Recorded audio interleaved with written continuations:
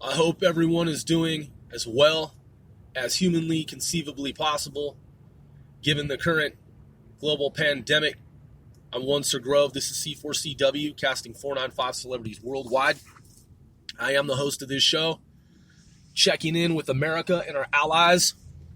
We are continuing our global surveillance, checking news feeds up to the minute and remaining vigilant, staying abreast of any and all biomedical intel, news, headlines, articles, journals, briefs, abstracts, whatever we can find in the world of news, media, science, journalism, blogs, any information on social media that can be gleaned that might be conducive to combating the COVID-19 pandemic. So I'm working on a larger presentation for later this evening. It is 59 degrees Fahrenheit here on the U.S. East Coast, and today is 30 March 2020. It's a Monday, and again, it's slightly after 9 p.m. here, 9:04-ish, and so I have been writing on tablet, jotting some notes, and looking at a broad range of information as it pertains to the Spanish flu and past epidemics, pandemics, outbreaks, coronaviruses in general. And I'll kind of give you just a brief overview of the information that I have been compiling here in my notepad to present later this evening. I want to take a real hard look at what we know about the flu and bacteria versus viruses and antibiotics, and how antibiotics do not work on viruses, and how, according to science, bacteria and viruses have different machinery, and how certain vitamins we know work on the flu effectively, according to new information, relatively new information, holistic medicine. And I cannot give any kind of legal, business, medical advice. This is just pure observation and sharing this information with the audience and doing our civic duty, that is disseminating information that may be of benefit and value to someone out here in the multiverse. There's a lot of information streaming, a lot of updates. We can't see everything. We're not omnipotent. We're not omniscient. We do scan the globe, and we do our part in which to find information that we believe to be relevant. And all politics, all jokes aside, we share information. We're kind of sort of an information clearinghouse. We compile data through our own independent research and intelligence analysis collection. And based on what we find, we then relay that information to our allies, our fans, our proponents, supporters, customers, if you will, those who are seeking information and knowledge. So the hydroxychloroquine, when we first started looking at the chloroquine, which the biomedical community had basically leaked, in that a handful of people were able to get that information to take a look at it and then begin to share it with the larger crowd. The first set of data that came up was it phosphate? Yes, it was chloroquine phosphate. It is now known that of the different types of chloroquine, it is hydroxychloroquine, which can be prescribed by doctors and which is said to be relatively safe. Now, there are still groups and individuals who believe that the information is still speculative and it requires further research and analysis, which I do agree to some extent that there obviously needs to be some type of definitive, concrete data in which to be able to say, with some degree of accuracy that that chloroquine, hydroxychloroquine, and the combination Z-Pak, which we're going to take a look at tonight. In fact, let me jot that down here. I'm going to take a look at the Z-Pak and what it is. Z-Pak. And that combo, as some might say, drug cocktail. And there are others. The other drug is remdesivir,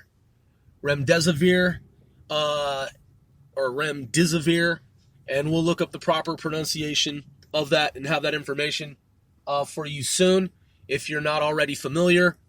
And we're going to look at vitamin D, and we're going to look at vitamin C, and we're going to look at intel that has come out of China, whereby and wherein at least one or more scientists and observers, analysts have stated that China apparently in some groups, in some areas, has seen some success with regard to mega doses of vitamin C. And it's in the media, if you Google it, that one particular source, doctor, observer, had mentioned that. And again, don't do any of anything that I am saying here. This information is highly speculative. This information is under review. We're still assessing the information. We're taking a very hard, deep look at this information. So don't go out and do something based on what you're hearing here on the show. Because again, legal disclaimer, I cannot provide any type of legal, business, medical advice. This information is purely for informational purposes, entertainment purposes only. We do synergize with our audience despite the negative impact of the coronavirus. We have to keep things in perspective. So we do our job to put it into context and provide some type of morale boost in that the information we're sharing, we hope that it finds someone well and it bodes well with someone out here, and the information at some point turns out to be, depending on what it is that we're discussing, accurate. So we're looking for accurate information or any semblance of data that appear to be promising, reassuring, accurate in some way, shape, or form. We're looking for any type of data constructs that may be advantageous in this war against the invisible enemy, as President Donald Trump and others have stated. And so that's what we're doing. We're scouring the web. We're looking for credible, actionable, reliable pieces of biomedical intel, science, going back to ancient remedies, holistic medicine. How did the ancients and our predecessors deal with these types of pandemics? We know from open source intel, as I had stated yesterday, that on the Mark Levin show, a caller called in, appears to have a background in science, medicine. Don't quote me on that, but had stated that, and I believe this person was in California, if I'm not mistaken, and he went on to say that there is evidence and recordation of there having been coronaviruses on record going back to something like 4000 BC. So that's a long time ago, and millennia ago. And so we're going to take another look at coronaviruses. We're going to look at how their genes are sequenced. We're going to look at the gene sequencing of the COVID-19. In fact, let me write that down. I believe I have that information. Let's see. So the way I kind of prefaced this larger presentation for later this evening after I do this research here that I've alluded to is imagine that you're marooned on a planet. Now, yes, I am drawing somewhat from the Fever episode of the Sliders TV show. When I talked about the coincidental, incidental parallel to the TV show Sliders, and I talked about the Fever episode, when I brought that up, the presentation immediately received, within 24 hours, quite a few reviews, downloads, and plays. Because if you haven't gone to Google and YouTube and searched for that particular episode to see if you can see snippets or if you can stream it legally, that episode clearly is a parallel to what's going on now of the entire world and universe of Hollywood film, media, TV shows, documentaries. That universe that they travel to is almost exactly what we're seeing now. So in that, imagine if you're similarly, I'm just simply saying, I know it sounds to some people, maybe a little, stretch of the imagination, maybe a little far-flung. Notwithstanding, imagine that you're marooned on a planet.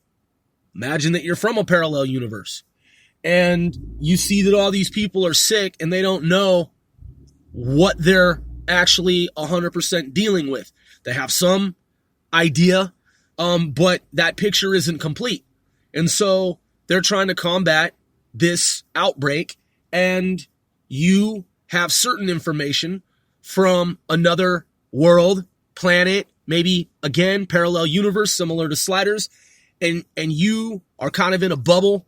You have your spacecraft or, your cloaked whatever vehicle, and you travel about the landscape, and you have to put it all together. You have to figure out what's going on, and you have access to that planet's internet, and you're going through the archives, and you're trying, it's a race against time. So that's what we're talking about. That's a very valid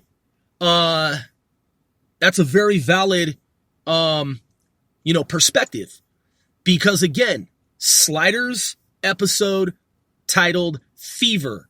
If you have not seen it yet, it is almost exactly what's happening now. So, spoiler alert, I talked about it last time, I mentioned it, and they hadn't discovered penicillin in that universe. Well, what we're looking at now is deficiency of vitamins. Vitamin C, vitamin D. Is vitamin D and C a combo? Is it a combination similar to the Z-Pack and hydroxychloroquine? Look, as researchers ourselves, as researchers, analysts, intelligence gatherers ourselves, we cannot rely 100% on our national, state, and local governments. We, the people, have to do our jobs respectively, and we have to compile information, collect information, and sort through it, sift through it, looking for that needle in a haystack. And so that's what we're doing, because there really is no other way. There are two camps. The camp that is the consumer base that just believes whatever the media says and doesn't do any type of real research, deep research, any type of intelligence gathering, examination of intelligence information, biomedical. The average person is not going to go online And other than go to Mayo Clinic or WebMD and look up some information about common or perhaps even something that is uncommon, most people on the average are not going to go through tomes of information and sit there and analyze tomes of information for any length of time. The average person, consumer, doesn't have the attention span, doesn't have the desire. And quite frankly, in today's age with work schedules and whatnot, despite the coronavirus, just doesn't have the wherewithal, doesn't want to. The average person does not want to sit down on the internet and or even offline and go through books, PDFs, and look for relevant information, pertinent information, information that may be of, value, invaluable information, any information that is beneficial in this war against this invisible enemy. So it's our job. We have to do it. That's our mission statement. We're a private sector organization, network organization of researchers, analysts, government contractors. Some people who are part of our network actually work in government. Some are scholars. Some are researchers themselves, paid researchers in their respective roles at their jobs and companies. So we have this collective. We have our crowd. We have our students in training, because students in training, college students, university students, recent graduates, and those who have worked in and been part of academia, they are part of our private sector network organization.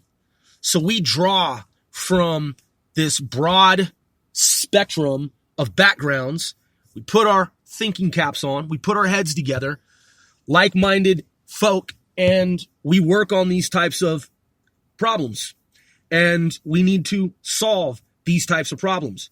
And if we're not to necessarily find a cure or come up with the vaccine ourselves, nonetheless, it is our job to collect, gather, research, examine, analyze all conceivable information that we can that, again, may point to information that can be helpful. So, that said, I just want to do a quick, before I do my research here this evening, I do want to take a look at the information that I had mentioned there. Let me see, what was I just looking at here? This is, there's a source here, Live Science, and it was published 2 weeks ago by Live Science staff, quote, 13 coronavirus myths busted by science. And what I find interesting about this information here, coupled with other information that I had gathered earlier in the day, someone had theorized that that the coronavirus could have been in humans for a long time. And some groups have ruled out that it's a bioweapon because based on what I saw when I reviewed that information, the writers were saying that the reason why certain governments and organizations in the private sector have ruled out that it's a bioweapon is that when looking at the virus, it apparently has in some way adapted, like under electron microscopy, it has somehow evolved. And based on the evolution of that genetic material, it appears to those observers that it's just natural evolution of that particular virus. Well, I thought at first, okay, well, that seems to make sense in the logic tables. Looking at logic tables, if that's true, then okay, that makes sense. So if you're looking at a creature that's evolved over millions of years, millennia, thousands of years, hundreds of years, centuries. That doesn't appear to be a bioweapon because it's a creature. It's something that's alive. It's a virus that's living, right? Well, a few days thereafter, in hindsight, it flashed into my mind that if a nation state or some type of parastate, non-state actor, someone developed a bioweapon, how could they make it look like it was organic, like it was natural, nature, out of necessity? This virus in its own context of necessity, it morphed into this thing that became so aggressive, these multiple strains. By the way, they're saying now, some researchers, that there are not just the two strains. There was the one strain that was supposed to be less aggressive. And then the other strain, the one that is supposed to be more aggressive. There is now talk that there are up to 8 different strains, approximately. 8 different strains versus the 2 that we had reported on previously.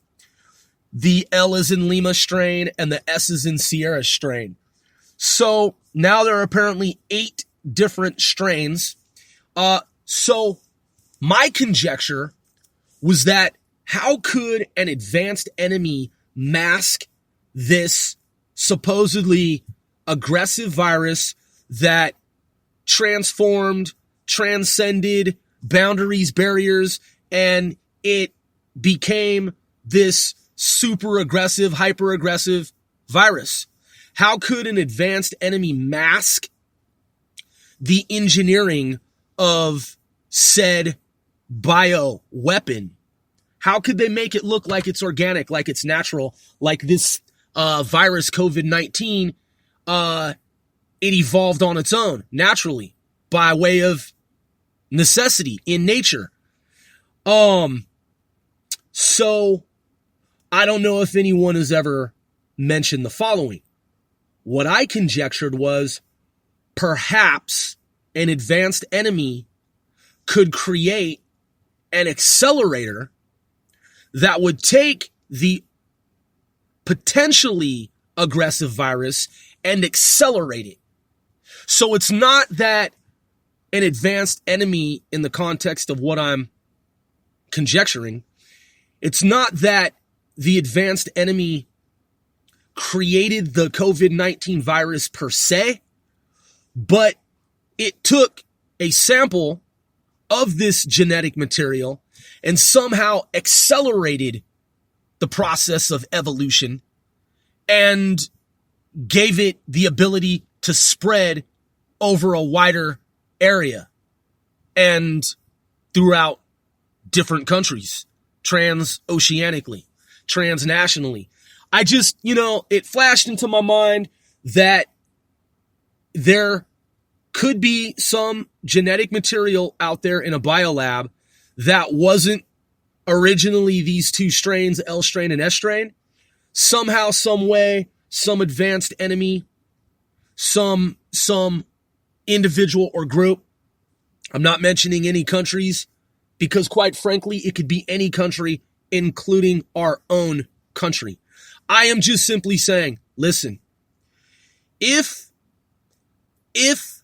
the COVID-19, if the coronavirus is already in our bodies, which I could be wrong, but this article here from Live Science that I referenced, that was published 2 weeks ago, 13 coronavirus myths busted by science. They do talk about, let me see here, scanning through, it says, yeah, so it looks like here this is, quote, myth. The virus is just a mutated form of the common cold. No. It's the 4th one down, if I'm not mistaken, because I'm looking at the bold highlighted sections here for each paragraph. So that would be 1, 2, 3. Okay, 4. The fourth paragraph, or section here rather, that's bold. Quote, myth. The virus was probably made in a lab. And then it goes on to say, no evidence suggests that the virus is man-made. Really? Are you 100% certain? I'm just simply saying, and I can't remember because I don't know if it is this. I'm going to have to go back and review this. It was either this source or another source, because this is quite lengthy, had indicated that it is possible that it lives in the human body and it's just dormant.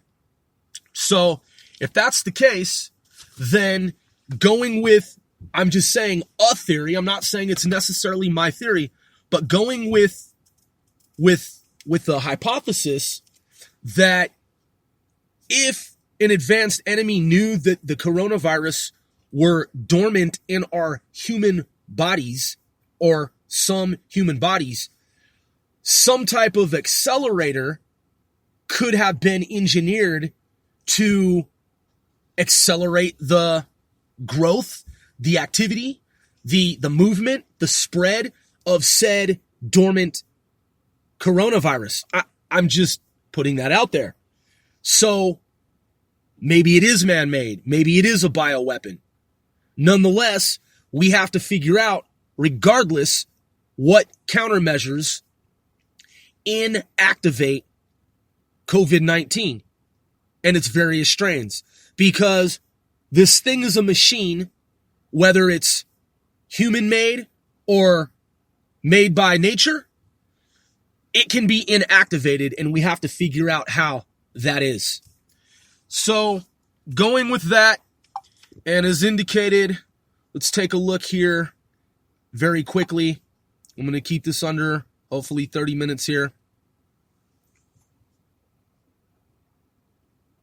Antibiotics do not work on viruses.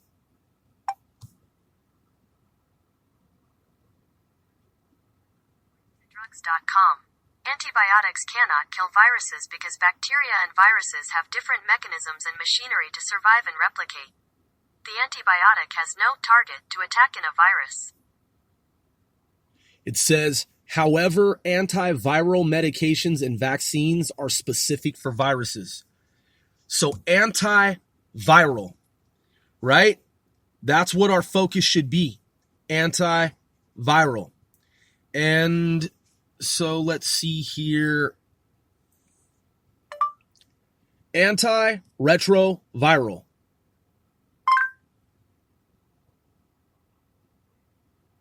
So some scientists have indicated that HIV treatments may work against the coronavirus, similar to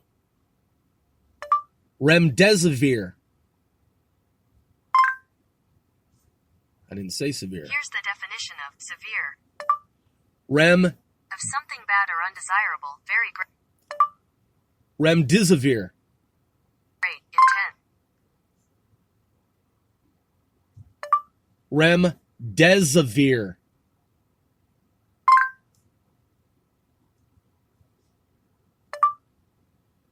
Anti-malaria drug, hydroxychloroquine. Hydroxychloroquine is an immunosuppressive drug and anti-parasite.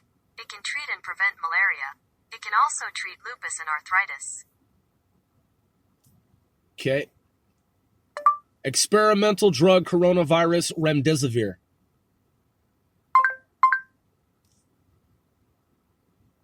We're gonna get a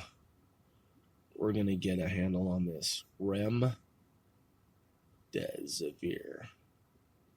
Oh, there's a third one as well. There's a 3 after it. That's interesting. All right, let's see here. All right, it says 2 days ago, The Wall Street Journal, quote, Gilead revamps process for emergency request for experimental coronavirus drug. I don't even want to quote Bloomberg. Fuck Bloomberg.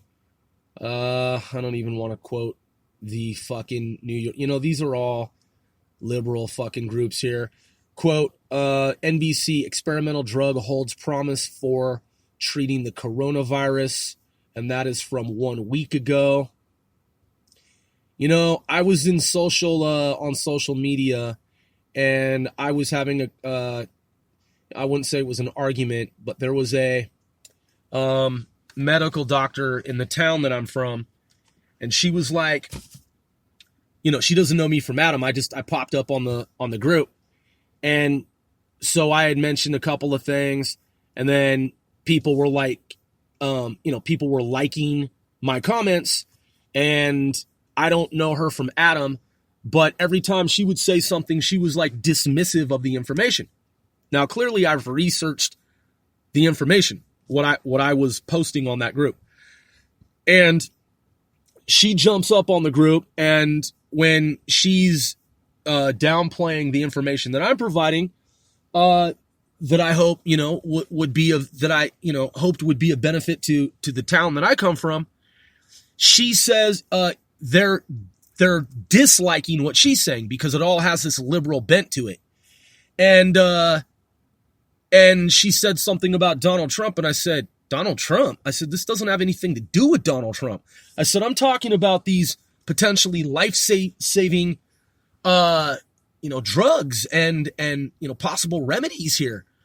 And she says, and people, again, they're appreciating the information that I am conveying to the crowd. And I don't know her from Adam. I have no idea who this woman is. So at some point I suspect that she's some type of clinician, medical practitioner.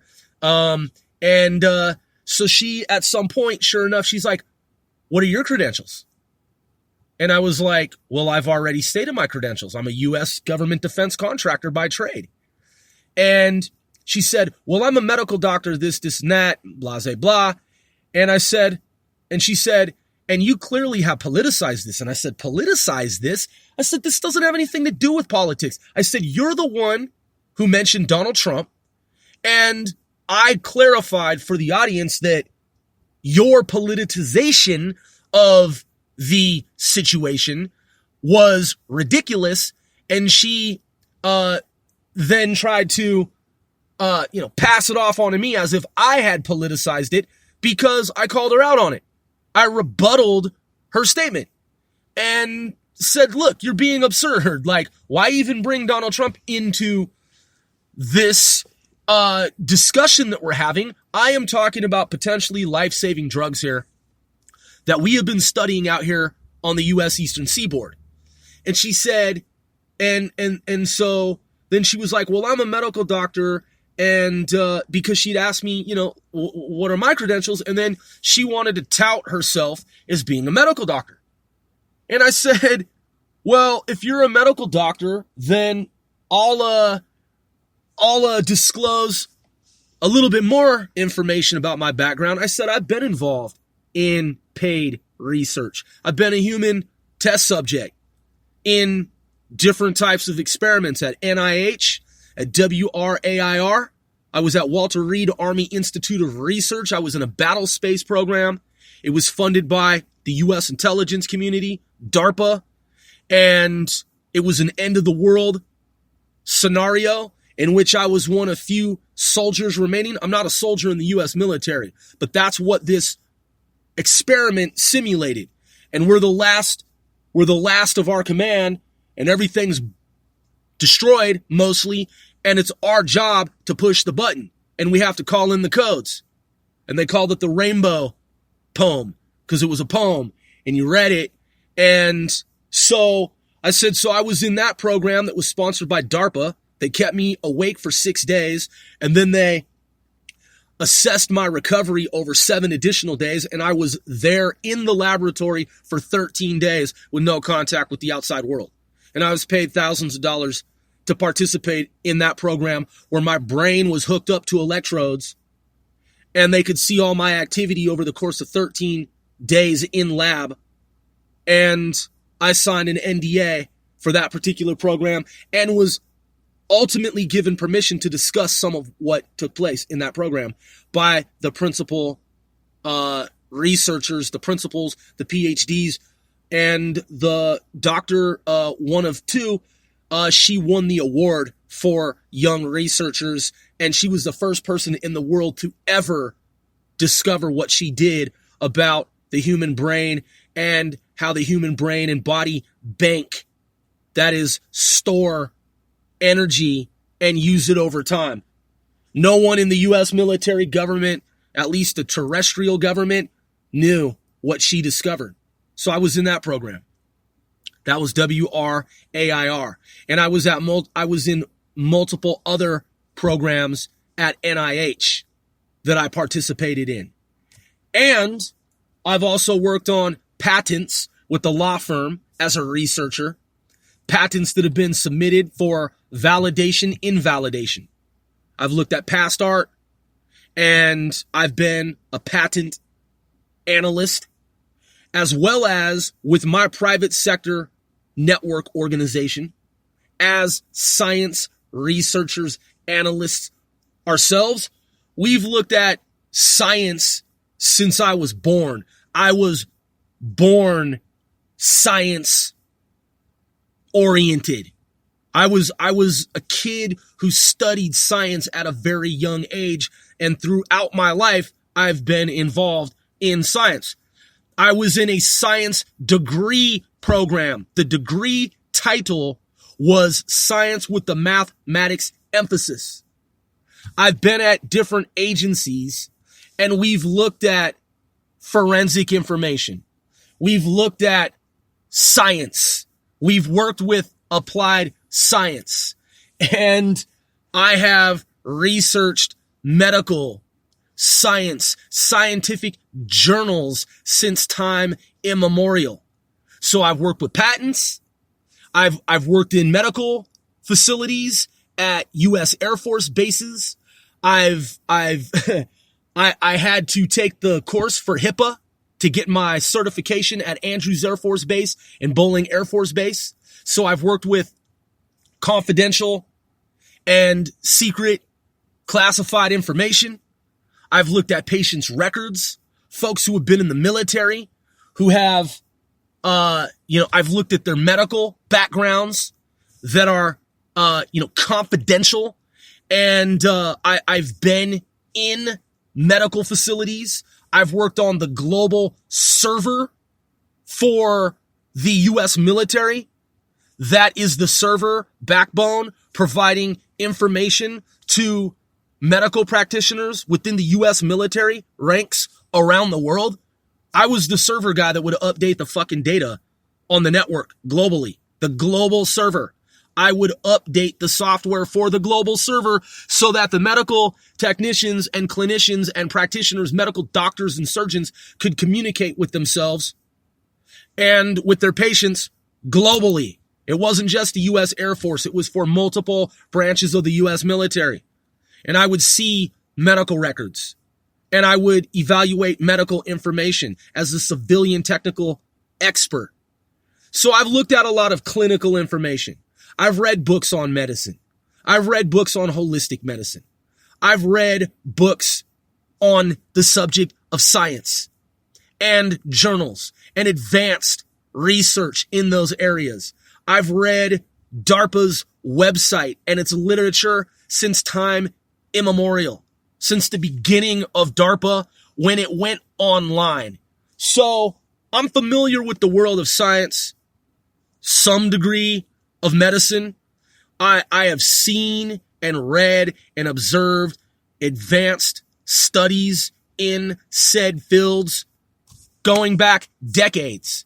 So when I brought to her attention that there was this drug that I had read about, remdesivir, she immediately was like, oh, yeah, well, it doesn't really have any real value.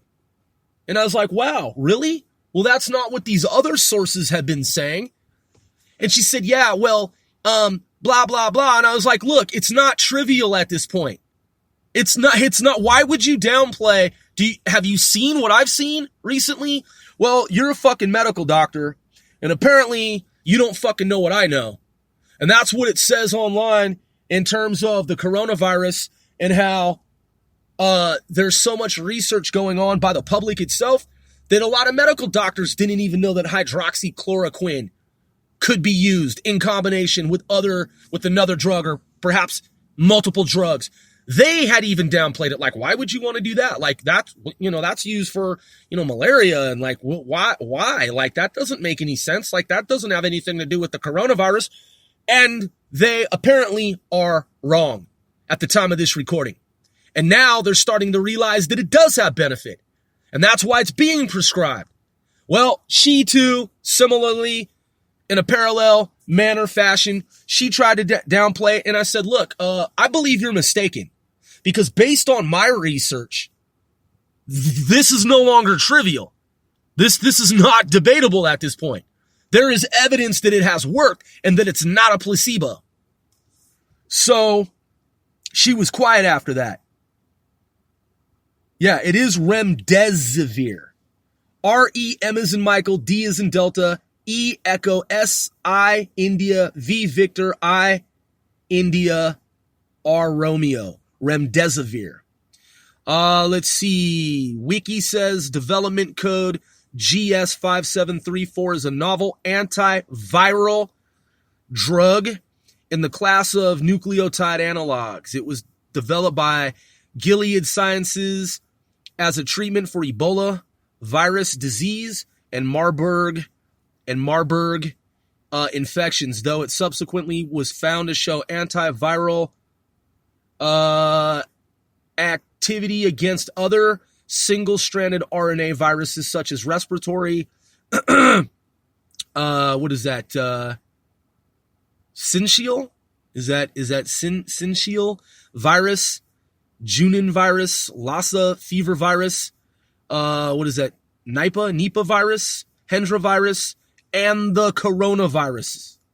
And the coronaviruses, including MERS and SARS viruses.